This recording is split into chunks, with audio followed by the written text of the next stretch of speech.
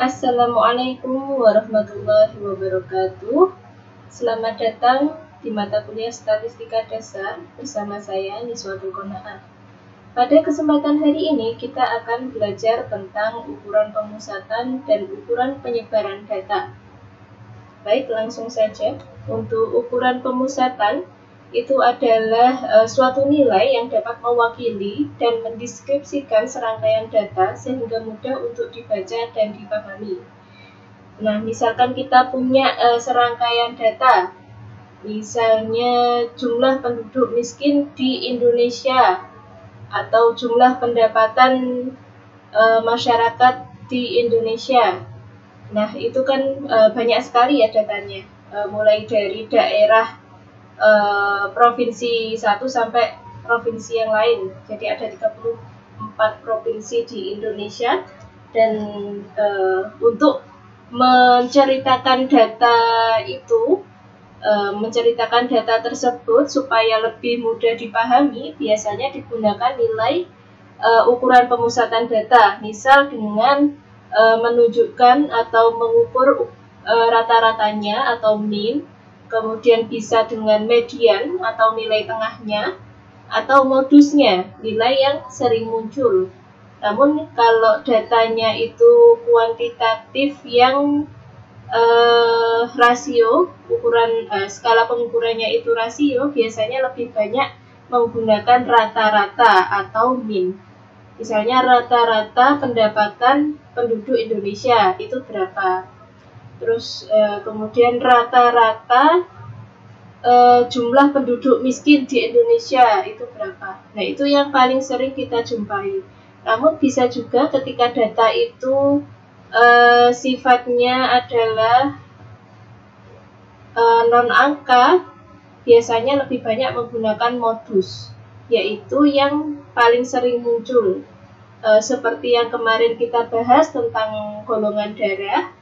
Nah, modusnya berapa? Yang paling banyak golongan darahnya, jenis golongan darah yang mana? Misalkan data kategorik lain,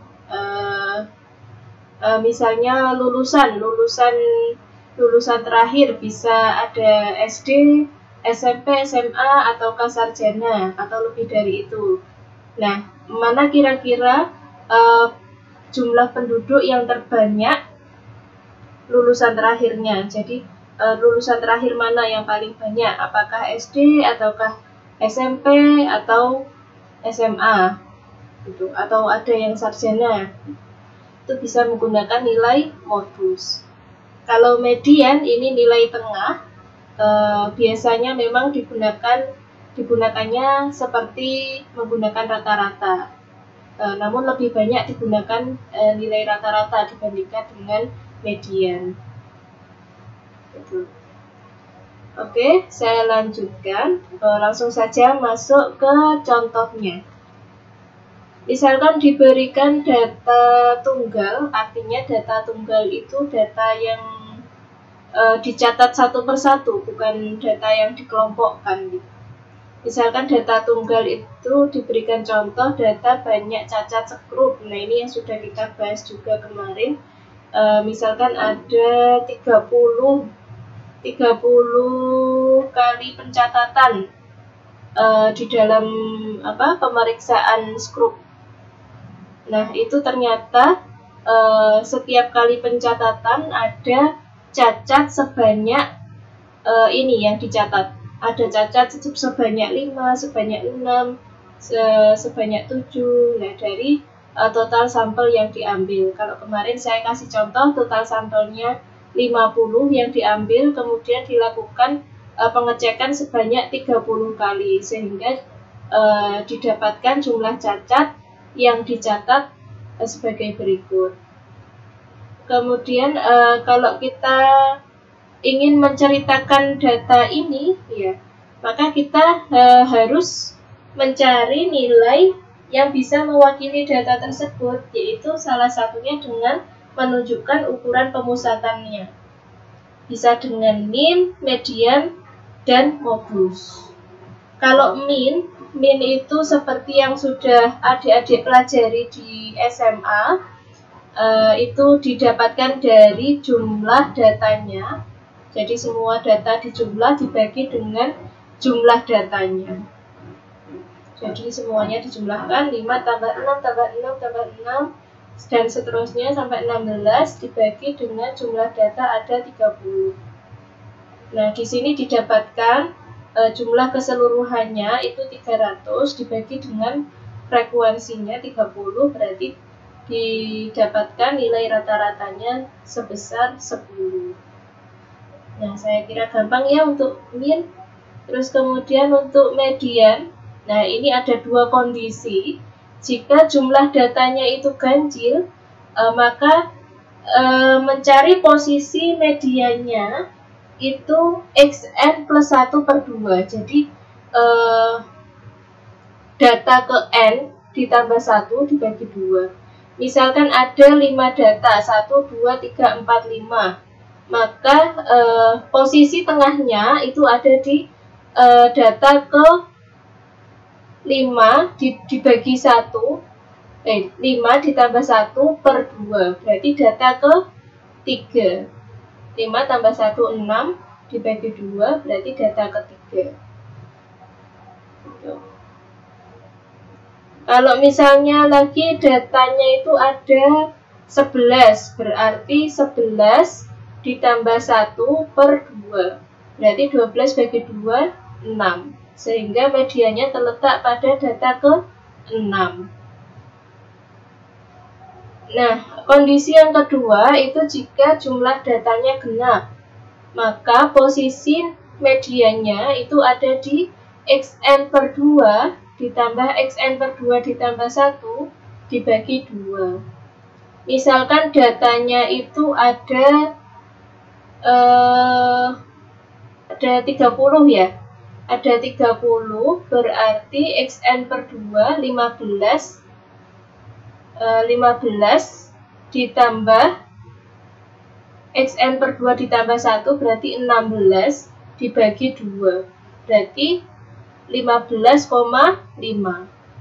Nah, misalkan ini 30 ya tadi. Berarti terletak di posisi 15, antara 15 sampai 16, 15,5 itu.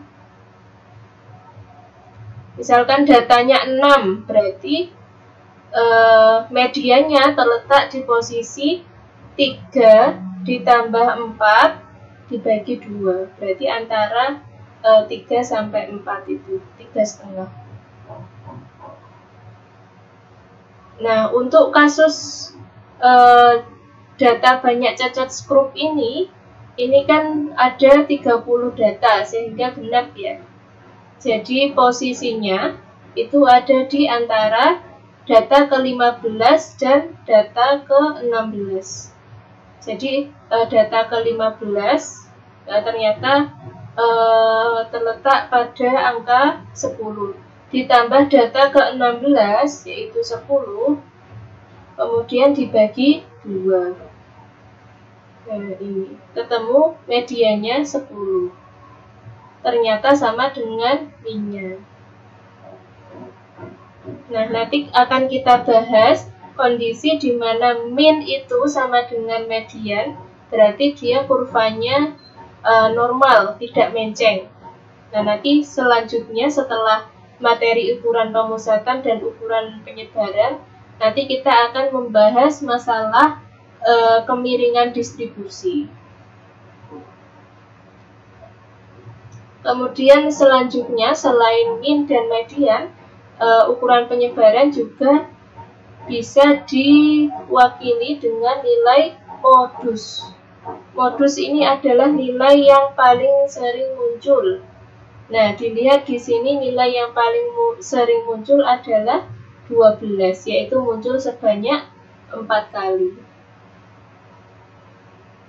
Nah, bagaimana jika modusnya itu lebih dari 1? Misalkan di sini nilai yang sering muncul ada 12 muncul 4 kali, kemudian 14 juga muncul 4 kali. Maka modusnya ditulis 2, yaitu 12 dan 14. Gitu. Karena ini hanya satu yang paling sering muncul, yaitu nilai 12, maka modusnya 12. Oke, gampang ya. Nah, langsung saja setelah ini adik-adik bisa mengerjakan latihannya.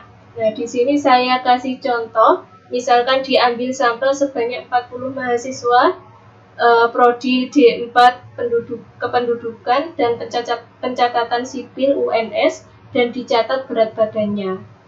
Nah, ini jadi adalah data berat badan 40 mahasiswa Prodi D4 Dukcapil. Kemudian diminta mencari ukuran pemusatannya, mulai dari min, median, dan modus. Caranya sama seperti yang dicontohkan tadi, tinggal dimasukkan rumusnya, nanti ketemu nilai min, median, dan modusnya.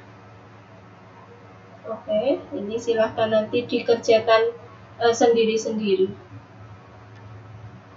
Nah, saya lanjutkan. Kalau tadi kita sudah belajar mencari nilai pemusatan data untuk data yang tunggal, nah sekarang kita akan belajar mencari nilai pemusatan data untuk data kelompok, yaitu data yang sudah dikelompokkan dalam tabel frekuensi. Nah, misalkan di sini saya sajikan data temperatur suhu udara di 50 wilayah. Nah, ini sudah kita bahas kemarin untuk penyajian datanya. Nah, sekarang kita cari nilai ukuran pemusatannya. Untuk data kelompok yang sudah disajikan di dalam tabel frekuensi, nilai min-nya dicari dengan rumus sebagai berikut. Jadi ada frekuensinya itu berapa, kemudian dikalikan nilai tengah. Nah, jadi ini dicari nilai tengahnya dulu untuk masing-masing kelas. Nah, misalkan ini 99,5 sampai 104,5. Nilai tengahnya adalah 102. Terus ini nilai tengahnya 107 dan seterusnya.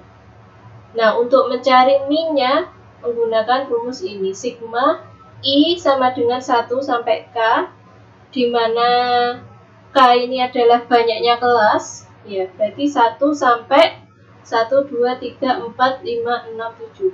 Nah, ada 7. Sigma I sama dengan 1 sampai K, K-nya 7, Fi dikalikan Xi.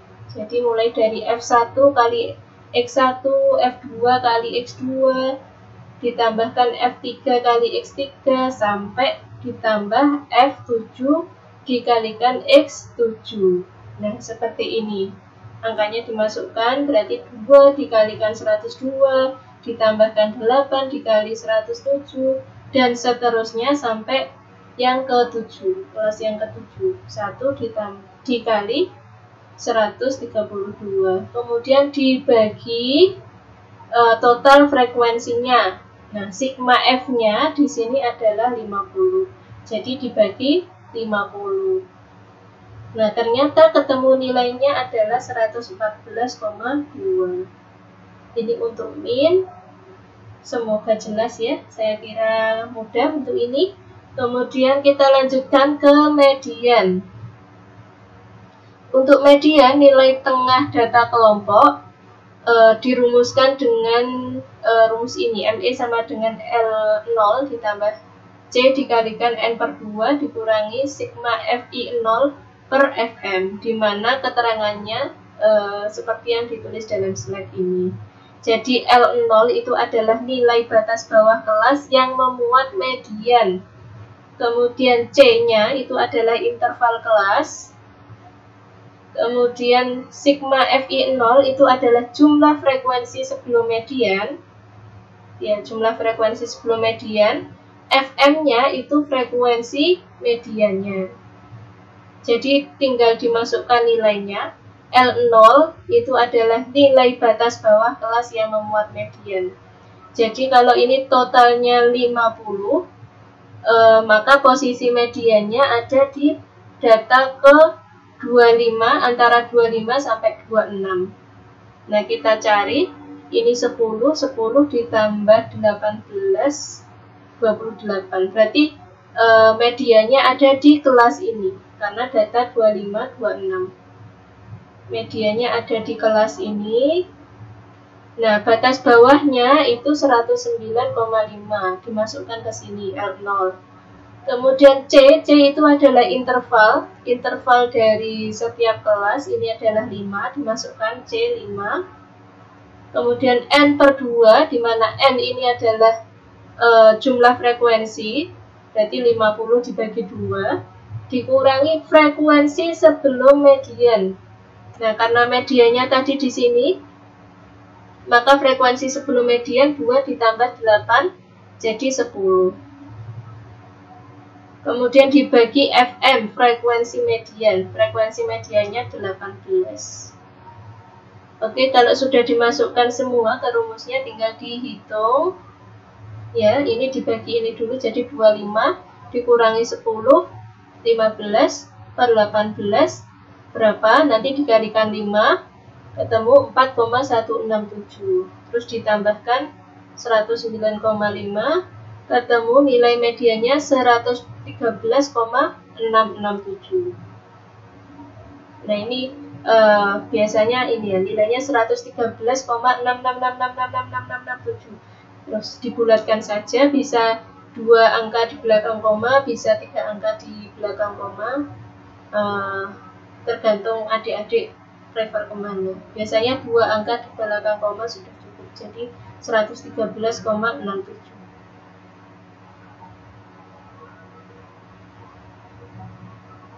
Baik, saya lanjutkan untuk ukuran pemusatan data kelompok yang ketiga, yaitu modus.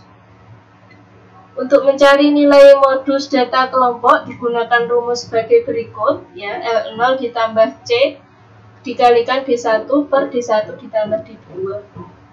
Jadi L0 itu adalah nilai batas bawah kelas yang memuat modus. Kemudian C itu adalah interval kelas. Kemudian D1 itu frekuensi modus dikurangi frekuensi sebelum modus. Terus D2 itu frekuensi modus dikurangi frekuensi setelah modus. Oke, kalau sudah ditulis rumusnya, kita cari nilai-nilai yang ada di rumus. Berarti L0 itu batas bawah modus. Modusnya di sini terletak pada kelas yang di sini. Berarti karena 18 ini ya frekuensi terbesarnya, berarti modusnya ada di sini. Nilai batas bawahnya 109,5. Ya, berarti dimasukkan di sini 109,5 ditambah C. C itu intervalnya 5 dimasukkan. Kemudian D1 frekuensi modus dikurangi frekuensi sebelum modus. Berarti 18 dikurangi 8 sama dengan 10. Nah, ini 10 juga. Kemudian D2-nya frekuensi modus dikurangi frekuensi setelah modus. Berarti 18 dikurangi 13 ketemu 5. Kemudian dihitung 10 per 15 dikalikan 5 ketemu 3,33. Ditambahkan 109,5 jadi ketemu nilainya 112,833. Ini adalah modusnya.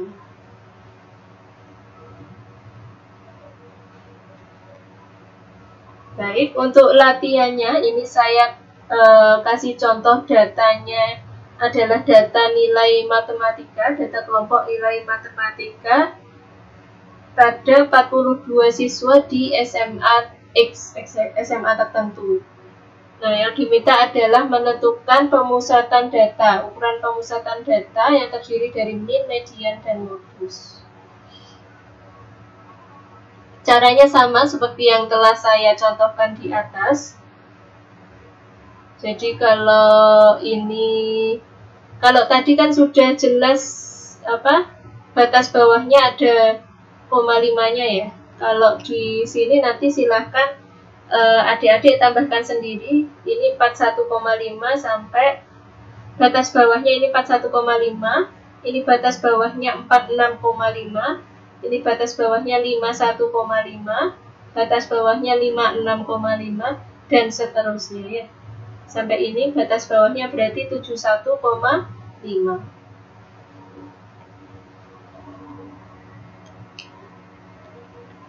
Oke, silahkan nanti dikerjakan sendiri-sendiri untuk latihan. Saya lanjutkan ke ukuran penyebaran. Jadi kalau tadi kita bahas ukuran pemusatan, itu adalah nilai yang bisa mewakili serangkaian data. Jadi kalau ada serangkaian data, maka harus ada nilai yang mewakili, yang itu bisa menunjukkan, mendeskripsikan serangkaian data tersebut.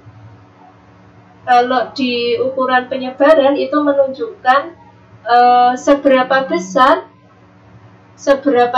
penyimpangan nilai-nilai dari data tersebut terhadap pusatnya. Ya, jadi seberapa besar variansi dari data tersebut.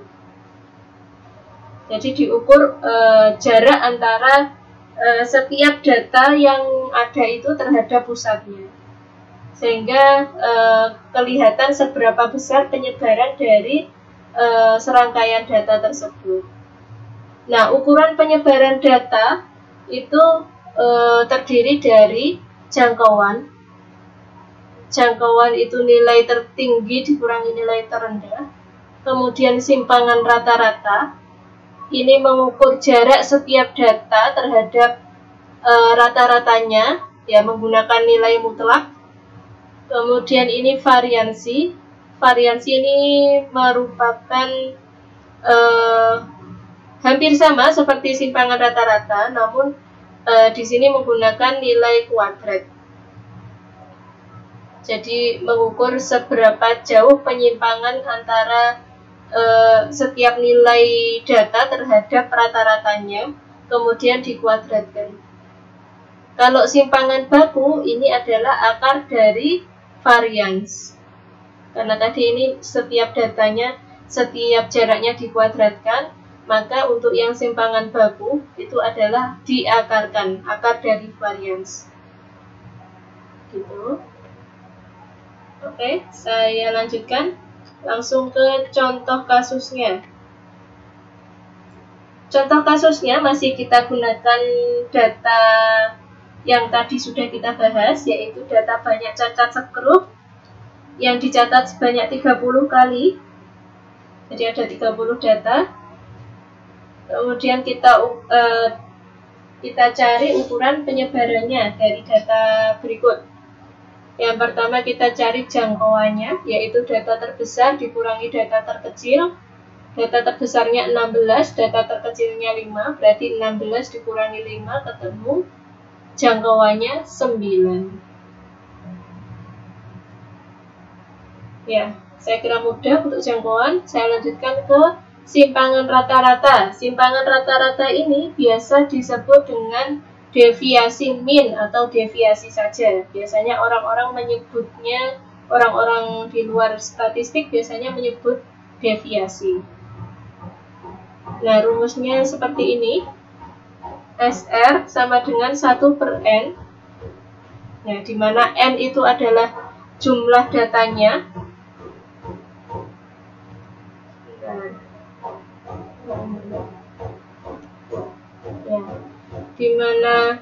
Di mana N itu adalah jumlah datanya, kemudian dikalikan sigma XI min X bar dimutlakkan. Nah, sehingga ini mengukur jarak setiap data terhadap rata-ratanya. Dimutlakkan supaya tidak negatif nilainya. Nah, dari contoh soal data skrup ini, cacat skrup, kita bisa hitung nilai simpangan rata-ratanya. 1/N berarti 1/30 dikalikan ya 5. Rata-ratanya kan sudah kita hitung tadi di awal ya, ketemu minnya 10, berarti tinggal kita masukkan masing-masing data dikurangi 10. Berarti 5 dikurangi 10 dimutlakkan ditambah 6 dikurangi 10 dimutlakkan ditambah 6 dikurangi 10 dimutlakkan, dan seterusnya sampai ini 16 dikurangi 10 dimutlakkan. Nah, ketemu ini jumlah XI min X bar mutlak, jumlahnya 78 dibagi 30, ketemu simpangan rata-ratanya 2,6. Nah, kemudian kita lanjutkan ke variansi. Hampir sama dengan simpangan rata-rata, namun di variansi ini tidak digunakan nilai mutlak, namun digunakan nilai kuadratnya. Jadi setiap pengurangan dikuadratkan, ketemu nilai variansnya 8,8.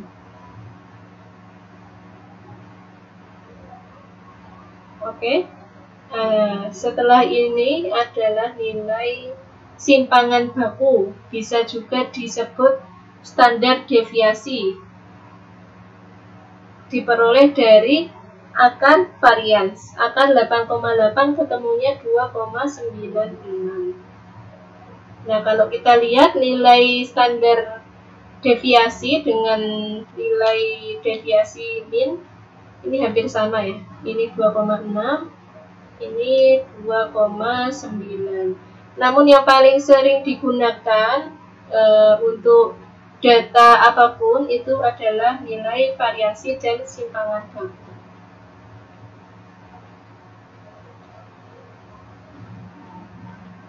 Oke. Itu untuk ukuran penyebaran data.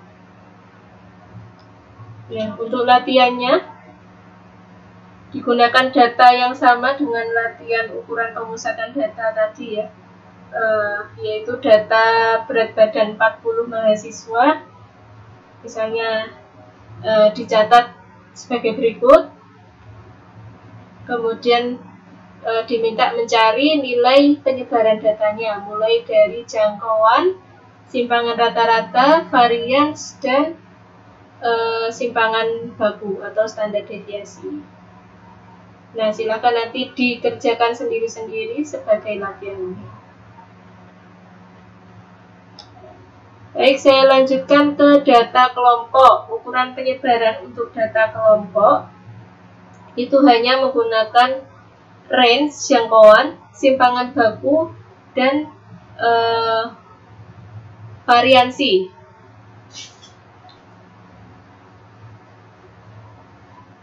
Nah, ini datanya kita menggunakan data suhu terhadap 50 wilayah, sama dengan tadi yang kita gunakan di ukuran pemusatan ya. Nah, sekarang kita cari ukuran penyebarannya. Yang pertama kita cari range-nya atau jangkauannya, yaitu data tengah nilai kelas terakhir dikurangi data tengah kelas pertama. Ya, jadi kita cari nilai tengahnya dulu untuk masing-masing kelas. Kalau sudah, nanti dikurangi data kelas terakhir, ya, nilai tengah kelas terakhir dikurangi nilai tengah kelas pertama. Jadi 132 dikurangi 102 ketemu 30. Kemudian untuk simpangan baku, ini menggunakan rumus sebagai berikut ya, akar 1/n dikalikan sigma fi xi kuadrat dikurangi sigma fi xi dikuadratkan per n. Jadi kita butuhkan nilai ini fi dikalikan xi kuadrat sama fi dikalikan xi. Nah, sehingga kita tambahkan kolomnya di sini. Tambahkan 2 kolom. Nilai fi dikalikan xi kuadrat sama fi dikalikan xi. Nanti dijumlahkan karena sigma ya. Oke, kita lanjutkan bagaimana jadinya. Ya, ini. Ya, yang pertama fi dikalikan xi untuk menempati rumus ini. Fi dikalikan xi, 2 dikalikan ini, terus kemudian 8 dikalikan 107, 18 kali 112, dan seterusnya. Kemudian dijumlah ini adalah sigma fi dikalikan xi. Yang ini. Nanti dikuadratkan ya. Jadi ini 5, 7, 10 dikuadratkan.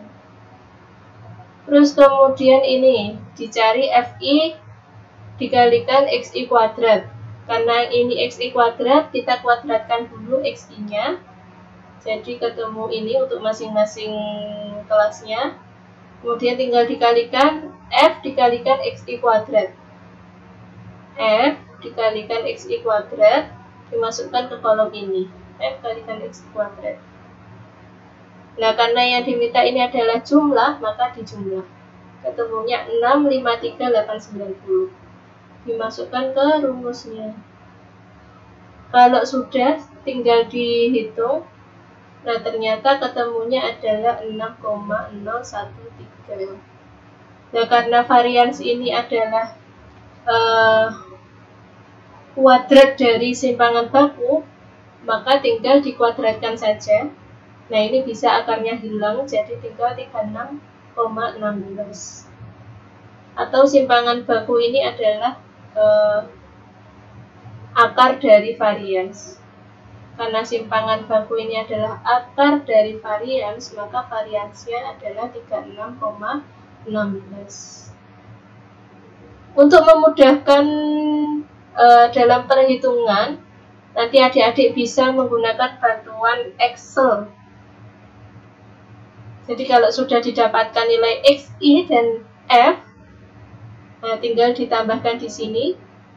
Ini berarti dimasukkan rumusnya sama dengan 2 ya, bintang kali 102. Terus tinggal ditarik ke bawah, nanti dijumlahkan pakai sum.